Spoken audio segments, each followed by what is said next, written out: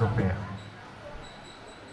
Dieu d'Abraham, d'Isaac et Jacob, Dieu très haut, Dieu souverain, celui-là qui règne en puissance dans ma vie.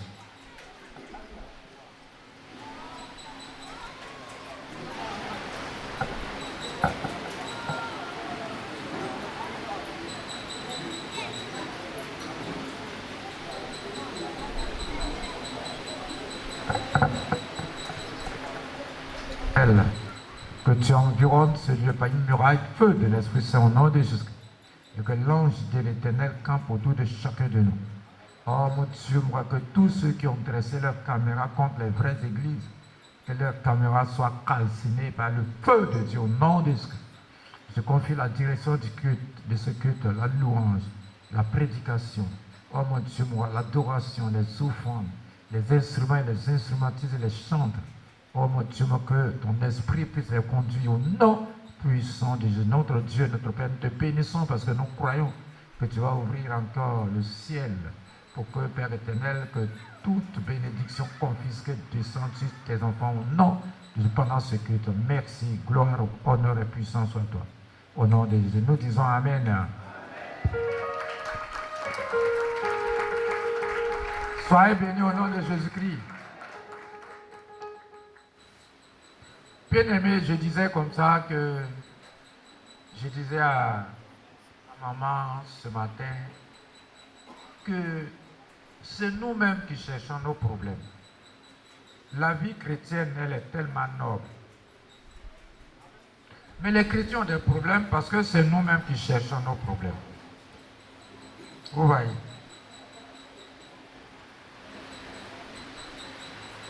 Et j'étais en train de me poser la question comme ça parce qu'en fait, j'ai commencé à prier à 1h du matin. De 1h du matin jusqu'à 4h, je suis resté sans dormir. Et puis, je suis là et le Seigneur me présente. C'est comme c'est un vase. Et puis il y a l'eau dedans. Et pendant ces moments-là, il y a des personnes qui n'avaient pas les mains propres. Les mains propres. Donc, les gens passaient autour du rôle et puis ils lavaient les mains. Ils lavaient les mains. Ils lavaient les mains. Mais je ne dormais pas. Bien aimé. Donc, je me dis que c'est un investissement que Dieu a fait dans ma vie. Parce que, en fait, je crains Dieu. Parce que je me dis que comment je peux m'asseoir? Vous voyez, non? Et puis, il ouvre mes yeux et puis il me montre des choses qui sont vraies. Ça ne vient pas de moi. Tu vois? Donc, les gens qui seront bénis là, c'est aussi un investissement dans ta vie que Dieu fait. Chrétien.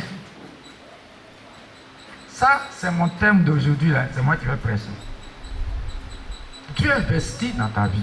Mais il faut quelqu'un qui investit dans ta vie là. Tu n'as pas peur de cette personne là. Parce que moi, crainte là, c'est petit pour moi. Je me dis, quand je suis là, je dis, mais il fait comment pour me montrer des choses? Il fait comment aussi pour que mon corps soit en action? C'est pas moi. Donc j'ai peur qu'il m'arrache. Même si je suis seul, j'ai peur. Quand je parle comme ça, que je parlais avec arrogance, et puis je vais m'asseoir, tout de suite là, j'ai mal parlé. Parce que j'ai peur qu'il m'arrache ce qu'il m'a donné. Mais toi, tu n'as pas peur de Dieu. C'est ça notre problème. Le problème des chrétiens, c'est ça, c'est nous-mêmes. Hein. Mes parents disaient que la personne qui te réveille là, t'as couru, tu dors. Mais quand tu te réveilles, c'est la personne là, il faut regarder. Mais tu regardes une autre personne qui ne t'a pas réveillé. Le problème des chrétiens, c'est ça. Sinon, un chrétien va être. Les épreuves là ne sont pas éternelles. Les Hébreux ne sont pas éternels, c'est nous-mêmes qui créons le problème. Donc moi-même j'ai peur. Au lieu de crainte même, j'ai peur qu'il m'arrache ce qu'il m'a donné. Donc ça veut que même si tu veux, il faut parler ce que tu veux de moi. Mais moi, ça ne me dit rien. La personne qui m'a donné là, qui m'a envoyé là, c'est d'elle j'ai peur. Parce que si lui me quitte là, je suis foutu. Vrai ou faux? Vrai ou faux? C'est ça. Sinon l'homme, si tu veux, il faut me critiquer. Il faut dire je suis ceci, je suis cela. Mais je m'arrange seulement avec lui et moi. Parce que si lui ne m'a pas quitté, mais si toi tu t'en vas, mais il continue avec moi. Donc moi je suis heureux. Vrai ou faux? Hein? Donc quand vous mariez là, ce sont les influences du monde là qui fait que le foyer se gâte. Est-ce que vous ne voyez pas ça? Si toi et ta femme, même votre intimité, c'est entre vous-même. Ça peut pas se gâter. Est-ce que c'est pas vrai entre nous? Est-ce que c'est pas vrai? Ta femme et toi, votre pauvreté, tout ce que vous avez, si ça reste entre vous deux là, il n'y a pas de problème. Vrai ou faux? Or, quand Dieu nous appelle, bien-aimés, il te sépare de beaucoup de choses. Il y a des chrétiens qui sont encore là, mais qui ont des copines, les femmes là surtout, païennes. Elle va te dire quoi? Mon frère Avran. Parce que, regarde, tu conduis là-bas, là, mais il y a un conducteur qui m'a parlé de lui. Il sait que je suis son pasteur. Donc il m'a dit, ah, il est rangé, hein, lui là. On l'appelle là-bas autorité. Donc il dit, il s'arrange pour qu'il soit tous les jours à l'église et les gens sont là-bas, mais ils le connaissent. Oh, ils ont parlé de lui à moi. Vous voyez.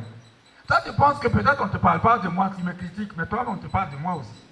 De toi à moi aussi. Un point. Pendant que tu es en train de dire que papa est dur, là, toi aussi, on te parle de moi. Parce que les gens qui te connaissent là-bas, là, ton faux comportement, là, ils me disent aussi. Vrai ou faux?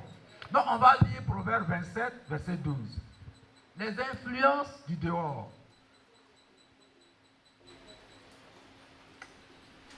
Les influences du dehors. Qui polluent nos pensées et puis même notre intimité.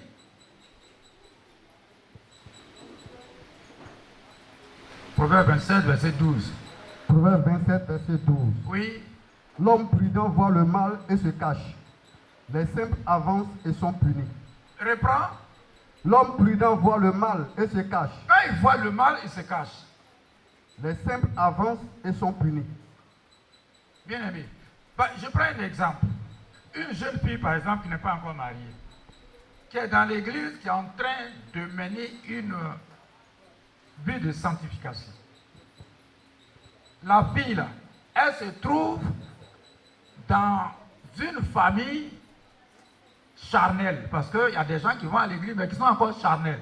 Et les parents ou bien les femmes qui viennent rendre visite parlent de la sexualité, comment, et puis ils lui montrent porno. La pornographie, c'est une influence extérieure. Quelle sera, bien aimé, entre nos questions? La fille là, en train de lui montrer porno, ou bien lui parler de la sexualité, c'est rentré ici parce que dans certaines familles, les mamans là parlent trop de trucs là. Et la fille, elle est assise. Bien aimé. On était à l'église là-bas, il y a une fille qui était au couvent. Elle est venue de Bassam, elle faisait sa délivrance. Elle dit qu'il y a une chanson qu'on mettait, quand la chanson Bété la parle de la sexualité. Donc quand la chanson la passe là, elle a l'envie de faire l'amour. Elle a dit ça.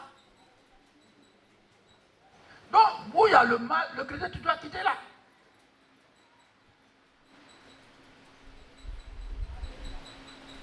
Donc, votre relation intime Dans le foyer, ça doit être protégé entre toi et ton mari. Dès l'instant où tu sors, tu vas ailleurs, tu auras une influence du dehors. Ça va perturber votre foyer. Ça, c'est très, très, très, très important. Très important. La vie chrétienne rejette le monde. Tu es en train de lire un document, tu vois, par exemple, vous avez des portables, vous achetez même des portables à vos enfants, et vous leur montrez des images qui influencent. Regardez, des parents qui achètent, par exemple, pistolet à son enfant. Et il y a eu beaucoup de bandits à notre époque parce qu'il y avait le cinéma.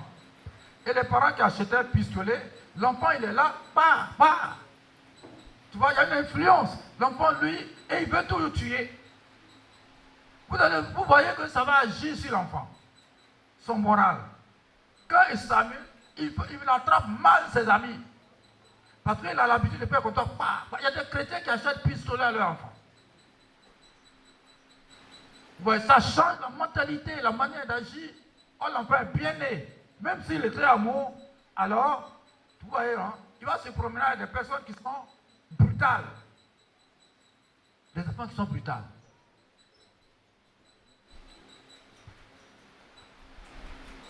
Sincèrement, hein, le programme que j'ai organisé là, vous voyez comment la jeune fille a décrit. Mais quand je m'assois et que je prie, il y a un renouvellement. C'est un renouvellement de l'esprit. Bien aimé. Donc, si j'ai tapé sur mon portable et qu'une image est mauvaise, je ferme en même temps. Parce qu'il ne faut pas avoir quelque chose qui peut influencer, qui peut avoir de l'influence sur ta vie spirituelle. De même que dans le foyer. Tu vas chercher conseil ailleurs, la personne n'est pas chrétienne. Même si elle est chrétienne, mais elle est très bien à l'église, mais elle est encore charnelle. Sa manière de parler. Il ne faut pas côtoyer une maman qui parle beaucoup et sa manière de parler peut influencer ta vie chrétienne. Regardez bien les gens. Bien aimés. Donc c'est très important, votre intimité. C'est très important. Si vous voyez que les hommes de Dieu sont très, très, très pointillés sur les fiançailles, là, c'est à cause de ça. Les relations sexuelles en dehors du mariage, c'est à cause de ça. Vous voyez. Nous, on est pasteurs. On a la vie des gens. Donc, tous les jours, j'enferme mes pasteurs pour leur dire que soyez discrets, ou discrets, surtout quand ils sont femmes, que si quelqu'un vient se confier à vous, il n'y a pas d'amis intime. Notre ami intime, c'est Jésus-Christ. Seul. Ce n'est pas la peine de dire à l'autre. Je t'ai dit, il ne faut pas dire. C'est faux. Elle aussi, elle va dire qu'elle a son intime. Vrai ou faux? Donc votre vie chrétienne a besoin d'intimité. Je n'ai pas d'amis. Vous me voyez là. Et puis, mes parents me connaissent. Eux tous me connaissent. Ils savent que je ne vais pas accepter telle chose. Parce qu'ils me connaissent. Moi, j'étais dur d'abord. Et puis, j'ai accepté le Seigneur. Donc, je suis dur dans la Bible. Ils savent que je ne vais pas accepter. Demandez-leur, voilà une qui est là. Je ne peux pas accepter ce qui est hors biblique. Je n'accepte pas. Donc même quand je vais au village, quelqu'un ne peut pas venir me dire des choses. Vous voyez? Je ne sais pas si ma nièce, là, Madame Ézéchiel, est arrivée. Il y a eu un décès où les gens étaient en train, une nièce que j'ai perdue, et les gens dansaient seulement. Les gens sont venus, on doit aller enterrer. Les gens sont venus d'ailleurs. Bon, les gargouilles, ils ont coup de cou à côté. Telle personne a donné 100 francs, telle personne a donné 200. À cause de ça, vous allez retarder jusqu'à... Donc ils sont venus voir ma nièce là, Madame Ezekiel là. Peut-être elle va venir après, c'est qui est malade. Ah, il faut aller le voir où nous on veut danser un peu parce qu'on sait que nous, il dit allez le voir, il dit non, on ne peut pas aller là. Parce que les gens ils savent que s'ils viennent, je ne vais pas accepter. Je n'accepte pas de bêtises. Ils ont dit à Audrey, Audrey dit ça, donc c'est moi, je sais qu'il ne va pas accepter. Toi-même tu sais que je ne peux pas accepter, mais tu viens quand même. Vous voyez. Donc il ne faut pas te promener avec une païenne encore, elle va te polluer, parce qu'en fait, l'influence du monde pollue ta relation avec Dieu.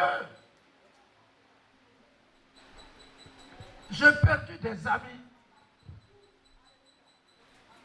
Mes amis que j'ai fait l'armée des terres avec eux, au 3e bataillon de Boakina. Il y en a qui sont devenus des généraux et tout ça. Mais ils disaient que, où je suis là, si j'ai un problème, je peux les appeler pour dire, ah, venez à mon secours, ils vont venir. Mais dire que eux et moi, on va aller s'asseoir, c'est fini. On n'a plus le même langage. Alléluia. Alléluia. Regardez bien les mamans à l'église. Regardez bien aussi les papas à l'église.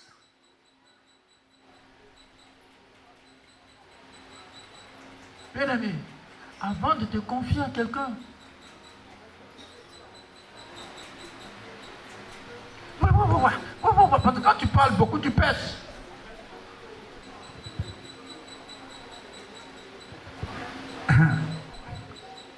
À la veillée, là, j'ai invité groupe d'intercession. Je vais punir ceux qui font photo là. Je vais les punir, ils sont partis me voir.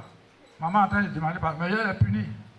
Parce que je leur ai dit, groupe d'intercession, c'est le poumon de l'église. Donc tous ceux qui viennent maintenant me voir, d'abord j'ai dit à José de clore la liste. Mais si tu n'es pas dit que tu parles beaucoup, je ne vais pas te dire d'aller dans le groupe d'intercession. Parce que les gens vont venir, quelqu'un peut te dire, ah moi, j'ai un truc ici dans mon sein.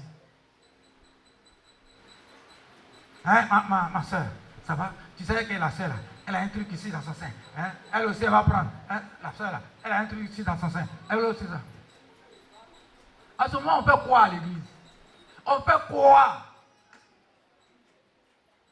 C'est entre nous ici qu'on prie et puis Dieu va te guérir la personne. Toi, tu prends, tu envoies au dehors. On n'est pas chrétien en ce moment-là. Donc, j'ai dit à José, si elle trouve une personne pour être bien, on va mettre la personne ici et puis on suspend. Moi, je m'en fous. On suspend la personne, on met la personne sous discipline. Un point trait. Même mes pasteurs, tous les jours, je ne l'ai pas là-bas. Si j'entends que j'ai parlé à tel pasteur et qu'elle a fait sortir, immédiatement, moi, beaucoup ne me connaissent pas, immédiatement,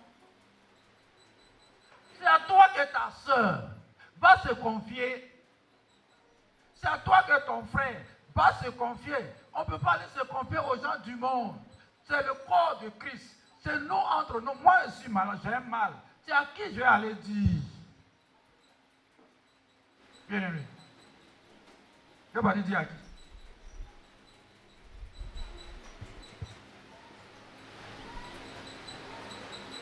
Parce que vous me voyez là. Je suis très pointillé sur la sanction. Même mes enfants, je les sanctionne. Je t'aime, mais je veux te faire du bien, je te sanctionne. Dans l'église que je dirige, je ne compte que sur Dieu. Mais si tu obéis, Dieu va te toucher. Tu n'as dit que non, celui-là est ceci, mais c'est le Seigneur qui investit. Les gens sont passés plusieurs semaines. Dieu les parle. Dieu les investit. Ils transmettent à toi. Toi aussi, Dieu t'investit. Bien aimé. Donc, tu dois être discret. Tu sors, tu laisses ta femme, tu vas commettre adultère ailleurs. L'influence de la femme que tu as connue va faire que tu vas détester ta femme. L'influence du dehors fait que tu vas plus aimer ta femme. Vous voyez?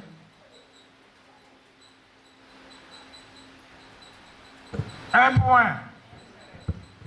L'influence du dehors va faire que tu ne vas même plus aimer ton mari. C'est pour ça que la Bible dit d'être fidèle. Entre vous deux, si vous restez fidèles, personne ne pourra venir gâter. Tu parles de ton mari à l'autre comme ça, tu vas devoir le respecter.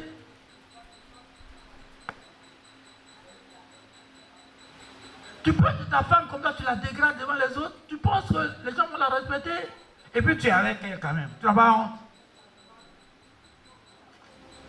Un point. C'est bizarre. Je n'aime pas trop les gens qui parlent ici, non. Non.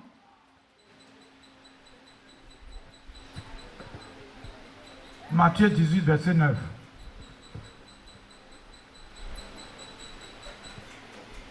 Vous allez voir, si vous restez intègre à la méditation, vous-même vous allez voir que le Seigneur va investir dans votre vie. Mais si tu parles ici, est-ce qu'on te fait piqûre de parler?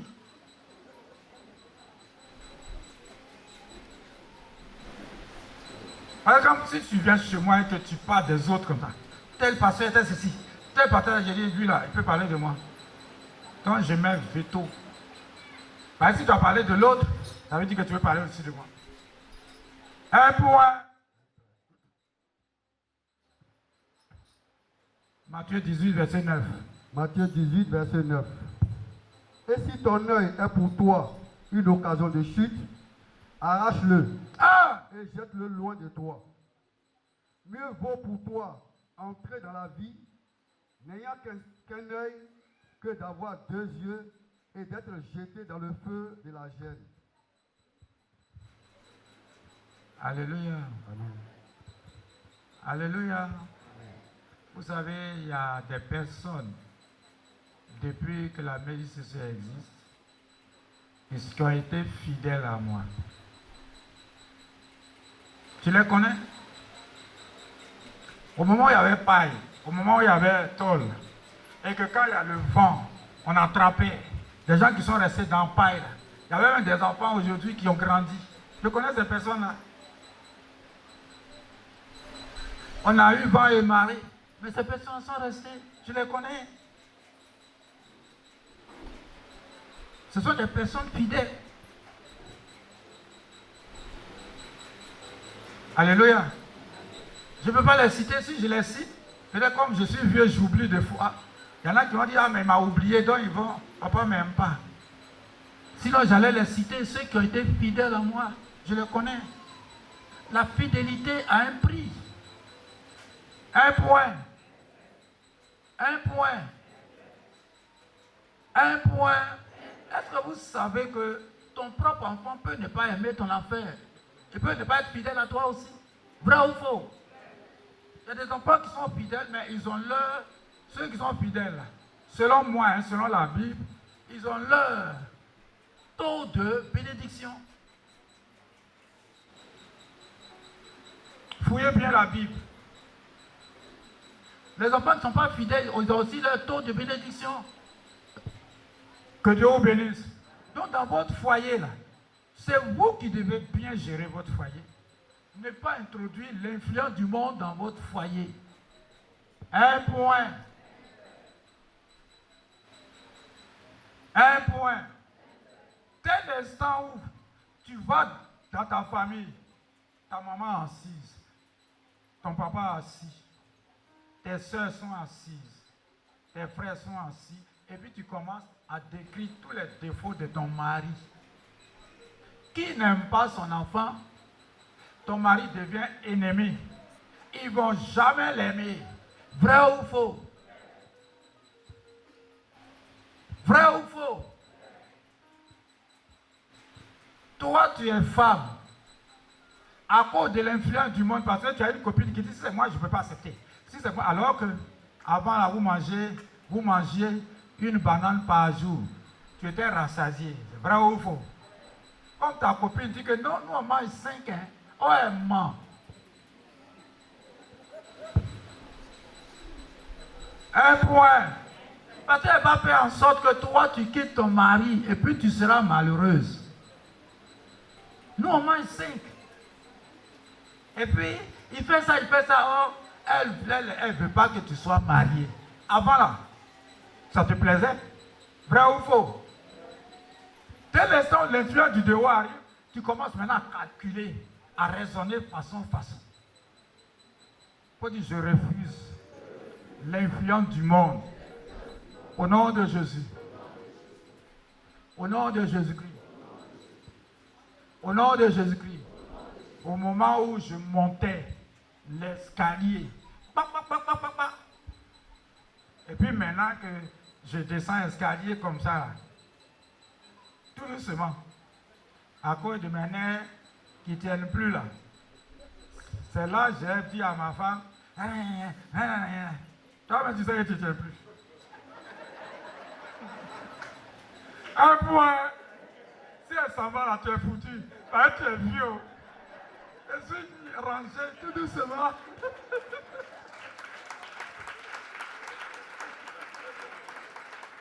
Un point. Le Seigneur m'a fait la grâce, m'a donné une bonne femme. J'ai vieilli dans sa main, j'ai fait mal. Si elle s'en va, j'ai fait comment? On va se lever, on va acclamer le Seigneur.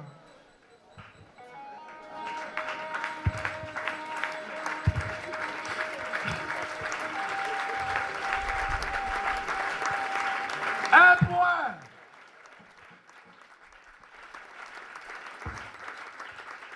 Un point. Bien-aimé, chez nous les Gabous, que tu aies des biens, que tu sois riche. Tu as construit une maison, mais si tu n'as pas de femme à côté de toi, on dit que tu es bête. Les Gabous ne te considèrent pas. On dit le monsieur là, il est bête. Malgré que tu as tout, on dit que tu es bête. Parce que tu n'as pas une femme à côté de toi qui peut te donner tous les jours les conseils. Acclame encore le Seigneur.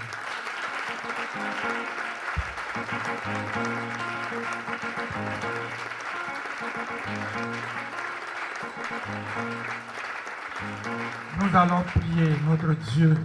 On va lever la main droite. Parce que je sais que le Seigneur a investi dans vos vies. Et Dieu va vous conduire. Les témoignages vont pleuvoir au nom de Jésus-Christ. Je prie, Papa des cieux, Dieu d'amour, de compassion, de fidélité. Je te confie la direction de ce culte. La louange, la prédication, l'adoration, les proclamations, les offrandes, les instruments et les instrumentistes. Je te confie les chantres, Seigneur, et le peuple de Dieu, afin que mon Dieu me voie que tu déploies l'armée céleste qui descend pour veiller et pour attaquer nos ennemis au nom de Jésus-Christ. Je prie pour que, Père éternel, que ce culte soit un culte de feu, un culte de délivrance au nom puissant de Jésus-Christ. Tous ceux qui viennent pour attaquer, uniquement pour attaquer, qui deviennent impotents, ils tombent tous au nom de Jésus-Christ. Seigneur, merci, parce que je sais que pendant ce culte, tu vas davantage investir dans ton amour. Au nom de Dieu, nous disons Amen.